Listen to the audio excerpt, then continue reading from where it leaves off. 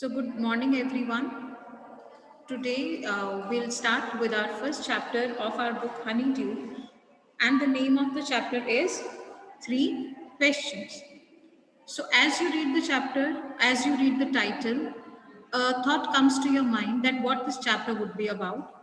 Let us read the chapter and find out what there is a king who wants to know the answer of three questions, and is he able to find out the answers, and is he satisfied with the answers what he gets.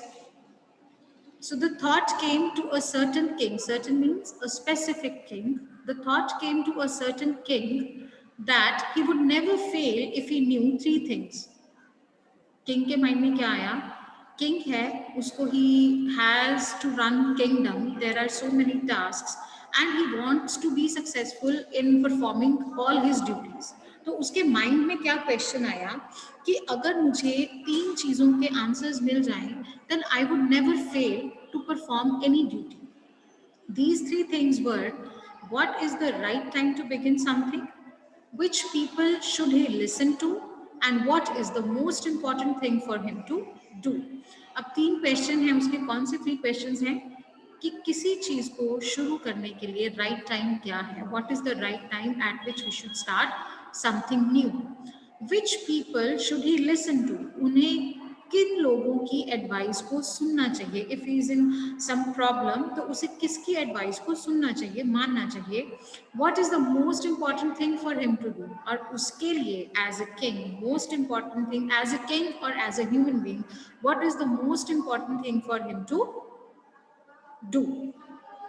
The king therefore sent messengers throughout his kingdom, promising a large sum of money to anyone who would answer these three questions. अब king ने क्या सोचा? He thought that he should send his messengers.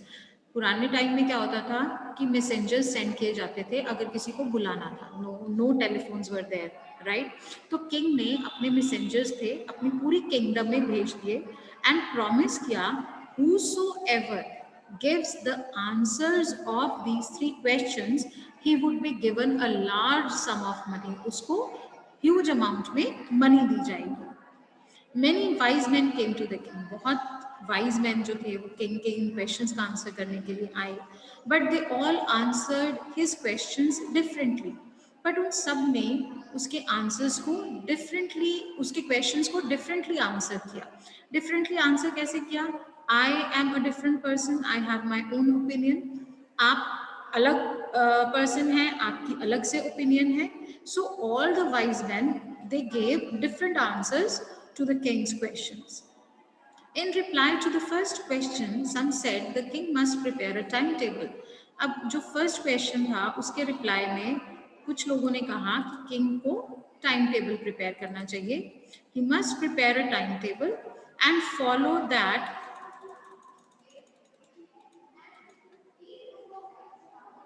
and then follow it strictly. Strictly means exactly. जो timetable उसने prepare किया है, you should follow that timetable exactly.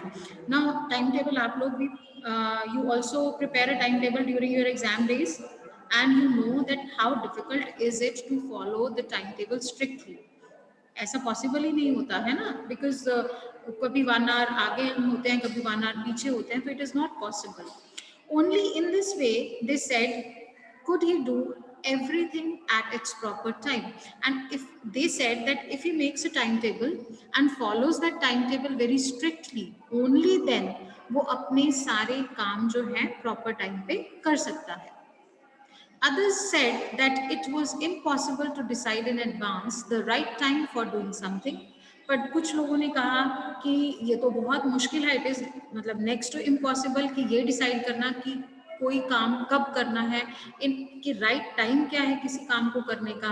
The king should notice all that was going on, avoid foolish pleasures, and always do whatever seemed necessary at that time.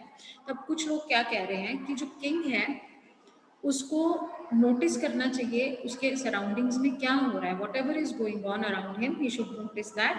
He should avoid foolish pleasures. Foolish pleasures mean silly activities which are not important for him to do, and always do whatever seemed necessary at that time.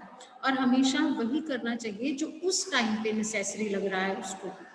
Yet others said that the king needed a council of wise men who would help him act at the proper time.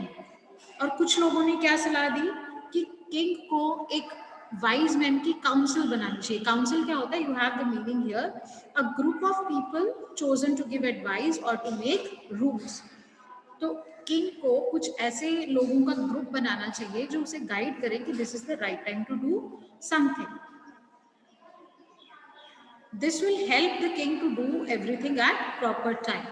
This was because one man would find it impossible to decide correctly. और उन्होंने कहा कि उसको क्यों council बनाना चाहिए? क्योंकि एक man के लिए ये डिसाइड करना बहुत मुश्किल है कि what is the right time to do something without help of others and the right thing for every action. तो उन्होंने कहा कि काउंसिल ऑफ पीपल क्यों बनाना है? क्योंकि एक अकेले पर्सन के लिए ये डिसाइड करना मुश्किल है कि क्या सही टाइम है और क्या सही एक्शन है किसी चीज को परफॉर्म करने के लिए. Now you also take suggestion from your friends and from your family members. मैं इस चीज को ऐसे करूं कि ऐसे करूं, right? One person cannot take the right decision always, so you need suggestion of people. So this was advised that the king should have a group of people who will guide him for doing the right thing at right time. But then others said that there were some things which could be urgent. But अब उसमें से भी कुछ लोगों ने बोला कि कुछ ऐसी चीजें भी तो हो सकती हैं जो बहुत जरूरी हों. These things could not wait for the decision of the council. और वो चीजें इतनी इंपॉर्टेंट हो सकती हैं कि उनके लिए इस चीज की वेट नहीं की जा सकती कि वो काउंसिल के डिसीजन की वेट करें. कुछ अर्जेंट चीजें हैं जो इमीडिएटली करने वाली होती हैं, उसके लिए हम ये वेट नहीं कर सकते कि क्या डिसीजन देंगे council members of council. In order to decide the right time for doing something, it is necessary to look into the future. अब किसी चीज को करने के लिए सही टाइम का पता करने के लिए हमें ये पता होना चाहिए कि फ्यूचर में क्या होने वाला है, तभी तो हमें पता होगा. अगर हमें फ्यूचर एक्शंस पता होंगे, only then we can decide कि ये काम हम इस टाइम पे कर सकते हैं, ये काम हम इस टाइम पे कर सकते हैं. And only magicians could do that. अब फ्यूचर को देखने के लिए तो सिर्फ मैजिशियंस ही वर्क कर सकते हैं, वो काम तो सिर्फ मैजिशियंस का है. The king therefore would have to go to magicians. So इसलिए कि इस चीज को डिसाइड करने के लिए कि what is the right time to begin some work, the king has to go to magicians because they have the power to look into the future. और वो फ्यूचर देख के बता देंगे किंग को कि ये टाइम ये होना है और किंग डिसाइड कर सकता है कि कौन से टाइम पे क्या काम करेगा. इन देयर आंसर्स, अब ये जो था सिर्फ फर्स्ट क्वेश्चन के आंसर्स आ रहे थे कि क्या क्या कर सकता है किंग ये डिसाइड करने के लिए कि what is the right time to begin something. In their answers to the second question, some said that the people most necessary to the king were his counselors. अब second question क्या था हमारा कि who are the important people in king's life जिनकी advice को उन्हें सुनना चाहिए, मानना चाहिए. अब इस question के answer में क्या लोग कह रहे हैं? Again, the people have different opinion. In their answer to the second question, some said that the people most necessary to the king were his counselors. उसके काउंसलर्स हैं सबसे ज्यादा important. Others said the priests, पर कुछ लोगों ने कहा कि नहीं, किंग को सबसे ज्यादा बात किसकी सुननी चाहिए? प्रीस्ट्स की. प्रीस्ट मतलब पुजारी, the people who are related with religion. A few others chose the doctors, पर कुछ लोग कहते नहीं, डॉक्टर की एडवाइस को सुनना चाहिए. And yet others said that his soldiers were the most necessary. पर कुछ लोगों का ओपिनियन क्या था कि नहीं, उसके जो सोल्जर्स हैं वो बहुत ज्यादा इंपॉर्टेंट हैं किंग की लाइफ में, right? So again in answer to the second question, king को ये सारे डिफरेंट आंसर्स मिले. क्वेश्चन क्या था कि उसे किसकी एडवाइस सुननी चाहिए और लोगों के ओपिनियन क्या है. कुछ कह रहे हैं कि उसके काउंसलर्स की एडवाइस सुननी चाहिए, कुछ कह रहे हैं नहीं प्रीस्ट की एडवाइस सुननी चाहिए, कुछ कह रहे हैं नहीं डॉक्टर्स की सुननी चाहिए, राइट? पर कुछ लोग कह रहे हैं कि उसके सोल्जर्स हैं, they are the most necessary persons in his life, so he should listen to them. Now to the third question, some said science. अब third question क्या था? थर्ड क्वेश्चन था हमारा, what is the most important thing for a king to do. ये था ना third question, what is the most important thing for him to do. अब इस थर्ड क्वेश्चन के आंसर में क्या कह रहे हैं, to the third question some said science, कुछ लोगों ने कहा साइंस से रिलेटेड चीजें करना बहुत इंपॉर्टेंट है. others chose fighting, कुछ लोगों ने कहा नहीं, ही इज अ किंग, तो उसका मोस्ट इंपॉर्टेंट काम क्या है, फाइट करना. And yet others religious worship, और कुछ अदर पीपल जो थे उन्होंने क्या कहा, नहीं नहीं, किंग को रिलीजियस वर्शिप की तरफ ध्यान देना चाहिए. Again different opinion for one question. As the answers to his questions were so different, the king was not satisfied and gave no reward. अब जो king था, he got different answers, but he was not satisfied with anyone's answer. So जो reward उसने promise किया था लोगों को, वो उसने नहीं दिया. Instead, he decided to seek the advice of a certain hermit who was widely known for his wisdom. अब hermit क्या होता है? See, you have the meaning here. A person who lives alone and leads a simple life, right? अब king क्योंकि satisfied नहीं था किसी के भी आंसर से, तो he decided to seek the advice, to look for the advice of a certain hermit who was widely known for his wisdom. और वो जो hermit था बहुत famous था अपनी advice के लिए, अपनी wisdom के लिए. The hermit lived in a wood. Wood here is referring to forest, a small forest, which he never left. और hermit ने वो अपना wood, अपना place कभी भी नहीं छोड़ा था. He saw no one but simple people. Saw no one यहाँ पे met आएगा. Saw का मतलब देखना नहीं आएगा, यहाँ पे आएगा to see का मतलब meet. He saw no one but simple people. वो किसको मिलता था, सिर्फ आम जो ordinary people थे उनको मिलता था. And so the king put on ordinary clothes. अब अगर वो अपने king के ड्रेसअप में जाता तो hermit would not have met him, क्योंकि the king is not an ordinary person. तो अब king ने क्या किया, he changed his attire. Attire मतलब अपनी ड्रेस उसने चेंज कर ली, and he wore ordinary clothes, simple clothes लिखे.